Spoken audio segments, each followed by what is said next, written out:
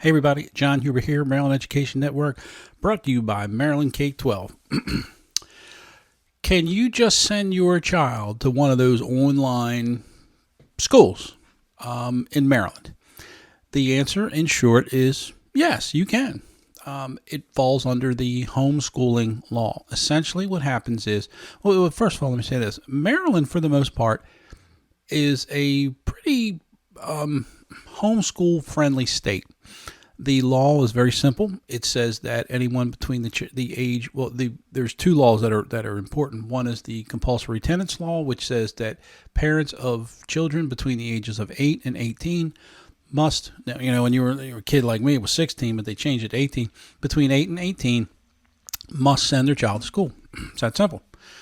And then there's the homeschooling law that says that if you don't send your child to school, you can homeschool your child. And there's a few other, little area requirements here and there, but it's pretty simple.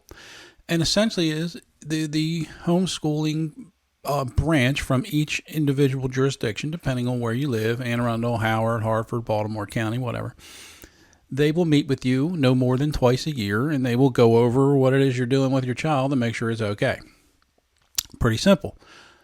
Maryland does not get into the business of approving or disapproving homeschooling curriculums. There's one out there, I think, that they have basically approved. But outside of that, you're free to use whatever curriculum you want. It's up to you. Now, in many of them, there's free curriculums out there, and many you have to pay for.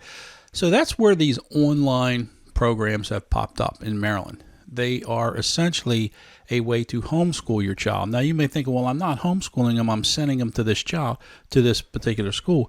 But that is where you are essentially saying, I'm going to take the responsibility for my child's education. This is the curriculum I'm choosing. Not too much of an issue.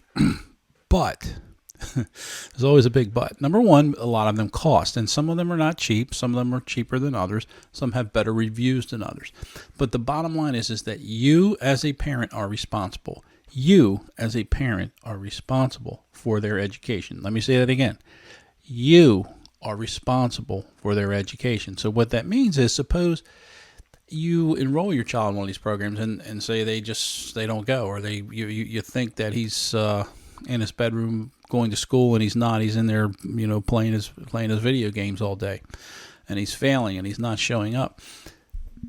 When the county discovers that, or when they realize that they're not being successful, it's not the school company that they're coming after. It's you.